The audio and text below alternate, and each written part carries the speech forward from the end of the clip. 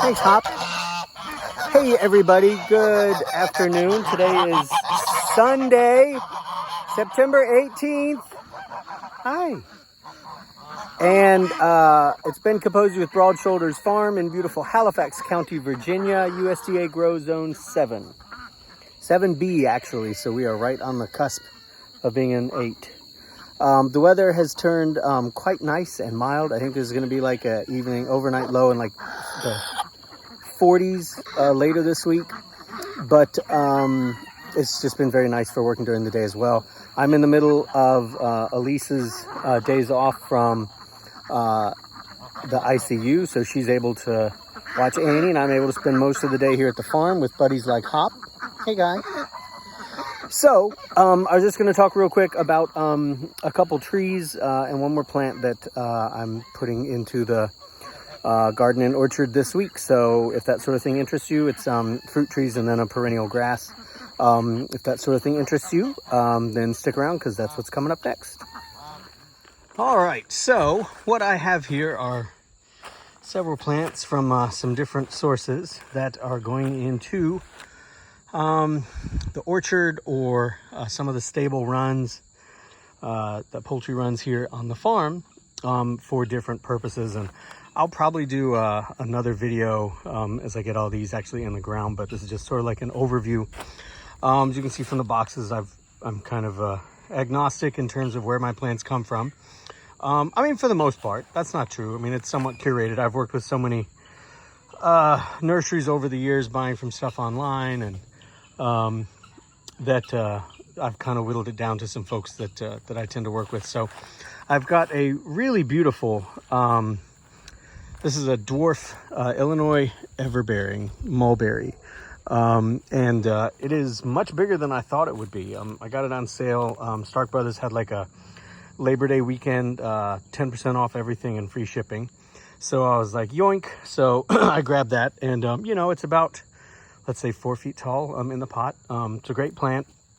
And I'm really kind of excited to see how theirs works because I have 2 of these already. Sorry, there's a sweat bee around me. I have 2 of these plants already. Both of them were at our house in town. And then I dug one up and moved it out here to the farm a few years ago. And the other one is still in town. It's a small mulberry tree that's supposed to provide delicious mulberries over many, many months. And most of the mulberries that I'm familiar with tend to go like over the summer months. So like June, July, August.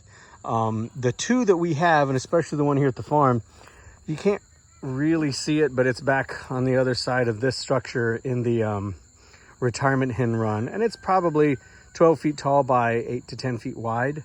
But it only gives a few berries, and they're all at the end of the season. Like, it's fruiting now. Like today I got 3 berries off of it, which is not a lot for such a big tree. And the one in town is probably 16 to 18 feet tall by about 8 to 10 feet wide. I like that it's has a narrow habit, but that one doesn't yield much fruit either. They're supposed to be self-fruitful, and I got them from Baker Creek probably 5 years ago, maybe longer, and they were like that. I mean, they were these little clonally reproduced plugs that I swear were not more than 4 or 5 inches tall. So, you know, the fact that they've grown so well so fast is surely a testament to the merits of the tree, but I have never experienced the kind of fruit drop that mulberries are sort of renowned for. So I have now bought another one of the same variety from a different supplier from Stark Brothers. So we'll see how it does. I mean, it should start to yield fruit in 2 or 3 years. Shoot, this one is so big it may start yielding fruit next year, but it won't be long. And I thought I was going to put it in the retirement hen run to join the other one, but I'm changing my mind on that now, so we'll see. The other tree I got was been sort of abandoned, and it looks a little rough, but it's a Moonglow pear tree. I got it from Tractor Supply, and you know, you can see the leaves are starting to fall off, but it's still plenty alive. I mean, if you do a little scratch test, the bark is, I mean, you can see the greenness. This tree is very much alive, very happy. It's probably trying to push out new leaves again, even though these are not in the best shape. But you know, we're moving into fall, so we'll see. But I got this one because of these 2 very long leaders. Now, typically, you know, you want a tree, apple or pear tree. I guess most things in the rosacea family you want with a strong central leader. And this one, you know, has got two that are basically co-equal, and you'd have to pick one and cut the other one off. But I got it because, to me, I look at this and this tree is perfect for doing a French technique called, the French name for kind of an ancient technique of training fruit trees. It's called Espalier or Espaliering, depending on whether or not you want to be fancy or non-fancy.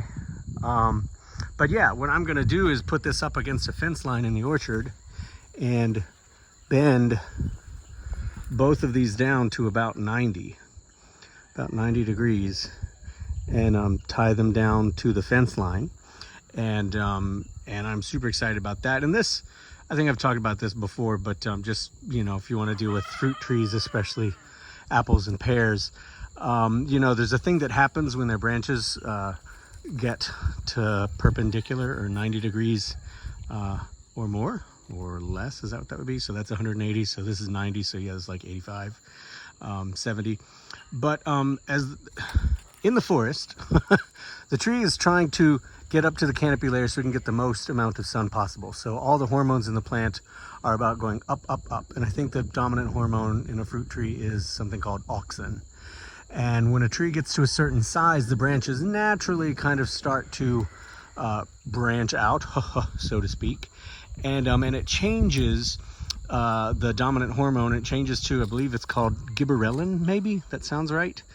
And that tells the tree that, hey, your life is stable, you've got a good spot here, it's safe to go ahead and start making kids, so set fruit.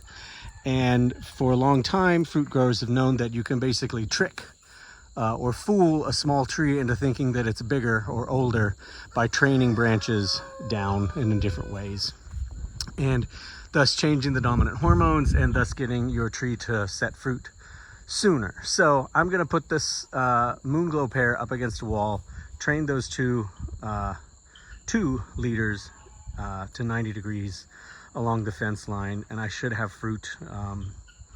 Next year is probably ambitious, but a year after that, because it's got to set up fruiting spurs. But anyhow, so I'm excited about that, and that's why I was drawn to this tree that nobody else seemed kind of interested in. So that will be cool. I've had my eye on this plant for a while, and I was super excited that our local nursery here in town, Abbott Farm Garden and Gun, had this. This is Northern Sea Oats. Dang, I did have the Latin name memorized. I'll put it in the notes or up on the screen, and I'll look it back up again. But super excited about this. This is a perennial grass, an ornamental.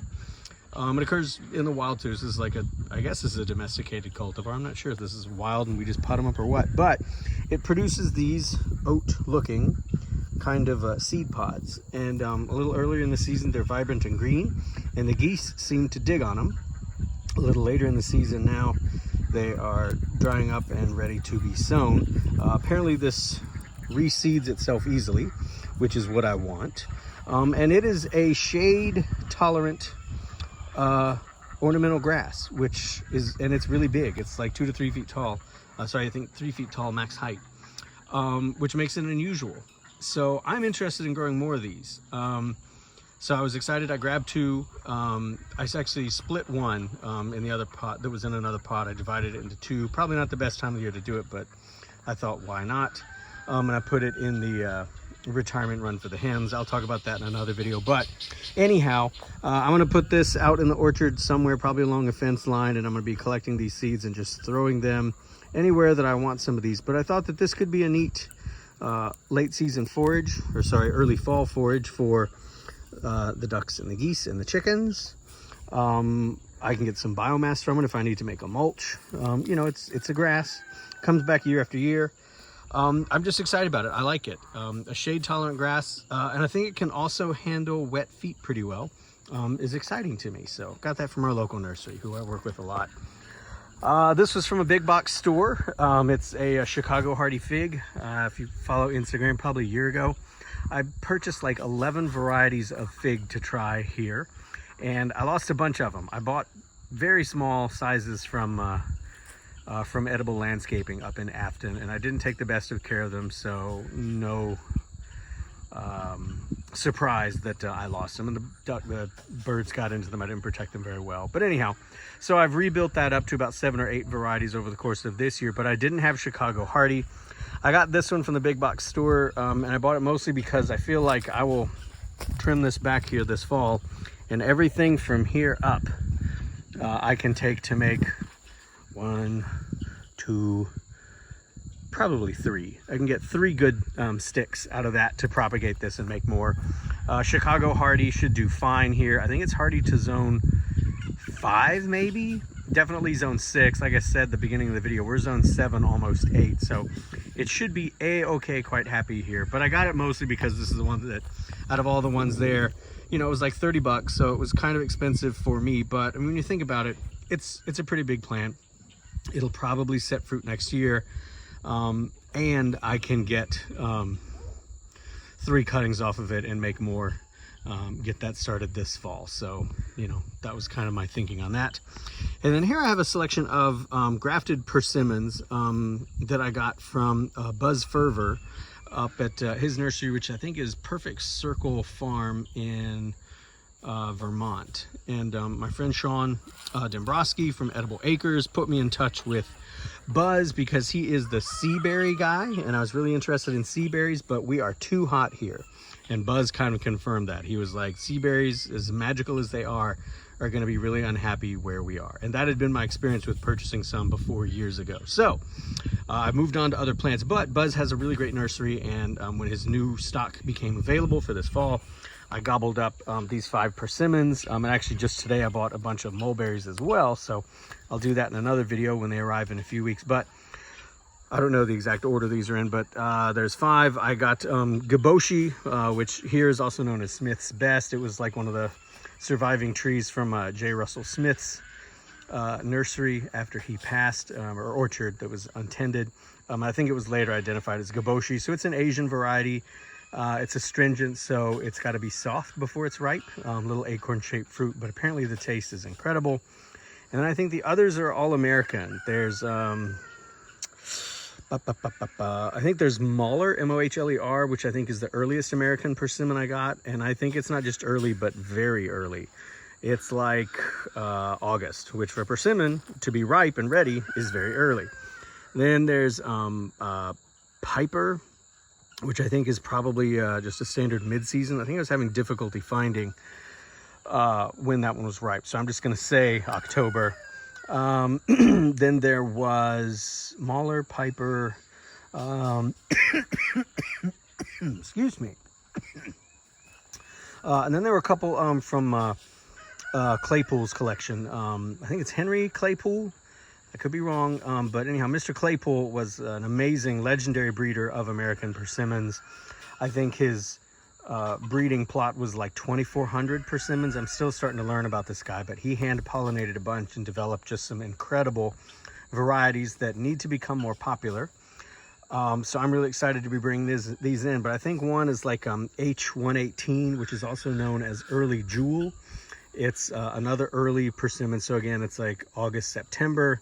And then the other one is H69A, and I think that's also known as Osage, which is prolific and delicious. Like all of these that I got either because they're very early or they're very late. But primarily what I look for is trees that set a lot of fruit. And I think right now the earliest I have out in the orchard is Proc, and I think gosh, both Giboshi and Early Jewel and Mohler are earlier than it. So I'm excited to have all these. But anyhow, it's a long video. Sorry, me talking. But I will be putting these in the ground this week, and I'm sure I'll do an update video on them once they're in and where they are, and you can follow along with them and see what's what. What are you guys planting, and gals? What are y'all planting now? Post a comment if you're interested in that sort of thing. And feel free to follow the farm on either Facebook or Instagram. It's at Broad Shoulders Farm. And I hope that you and those that you care for are doing happy, and they're healthy and they're well. And I'll talk to you guys later. Take care. Bye-bye.